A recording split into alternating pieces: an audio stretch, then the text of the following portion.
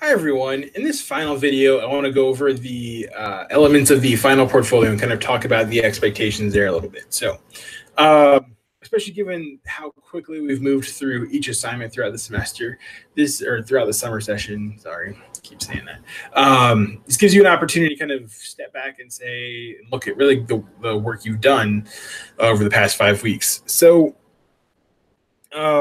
the only totally new thing you're putting together is a reflective cover letter, which I'll talk about in a minute. And the rest is kind of bringing together each of the major writing projects. So really, like any portfolio, this is meant to be an overview of the work you've done throughout the semester and an opportunity to kind of reflect on that work and think about what you've accomplished, what you need to work on, that kind of stuff. So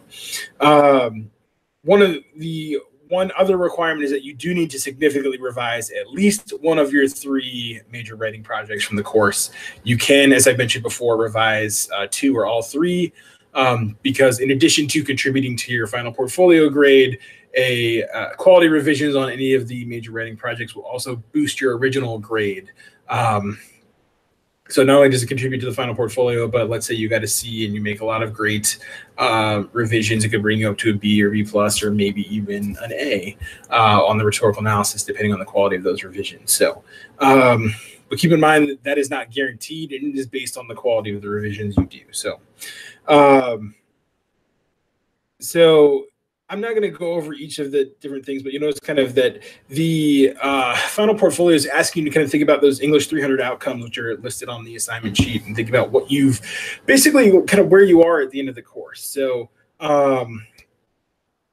thinking about like what you've accomplished, what you've struggled with, what you've gotten better at, where you still need to work on kind of moving forward, because writing doesn't end. It's a skill you're going to continue to develop. So you will be asked to include a permission slip as well from the English department, and that is just saying whether you agree or not for us to use your portfolio for future evaluations.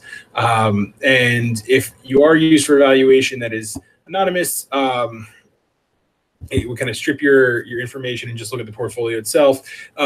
You can agree or not agree. That's totally up to you. It doesn't affect your grade anyway. I don't care whether you agree or disagree or don't agree.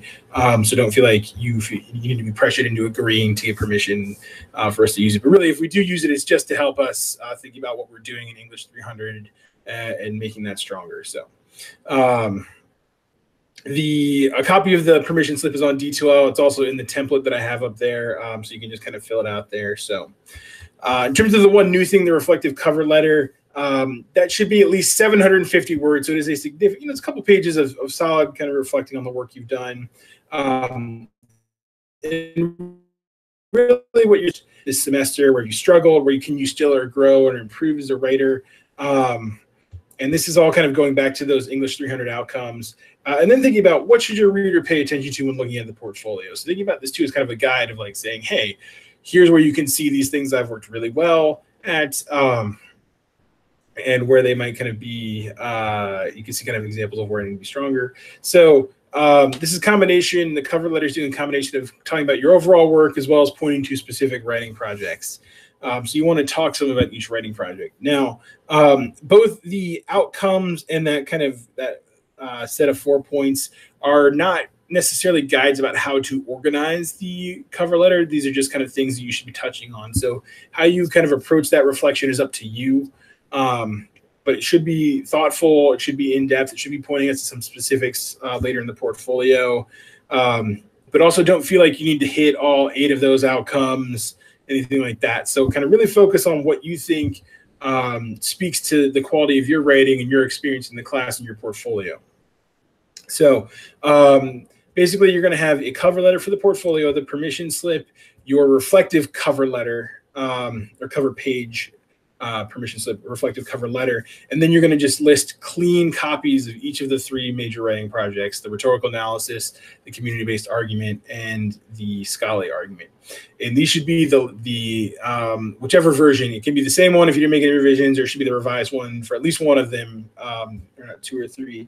The only other thing you're going to include with that is after any paper you've chosen to revise, you're going to include a descriptive revision letter.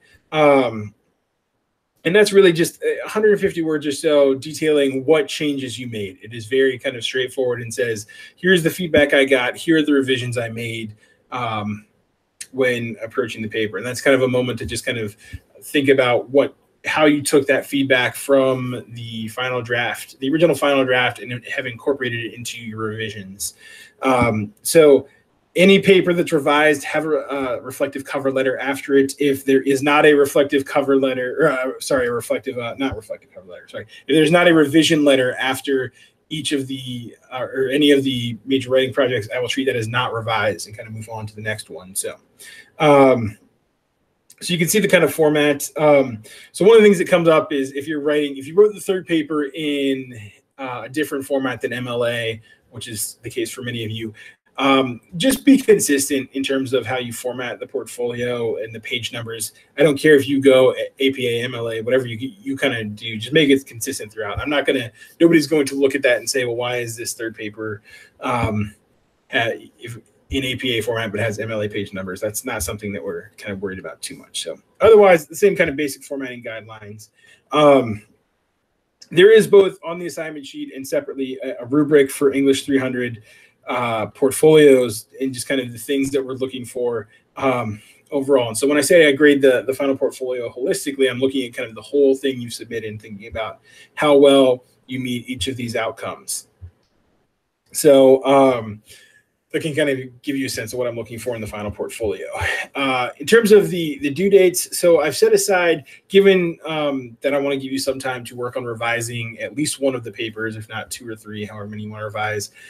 Monday, Tuesday, and Wednesday, June 25th, 26th, and 27th are all designated as portfolio work days. I will ask on the 27th that you just submit some progress to show where you're at. And then the final portfolio is due at 11:59 p.m. on Thursday, June 28th. And then you're done. So I will generally grade the final portfolios, but if you would like some feedback, let me know when submitting.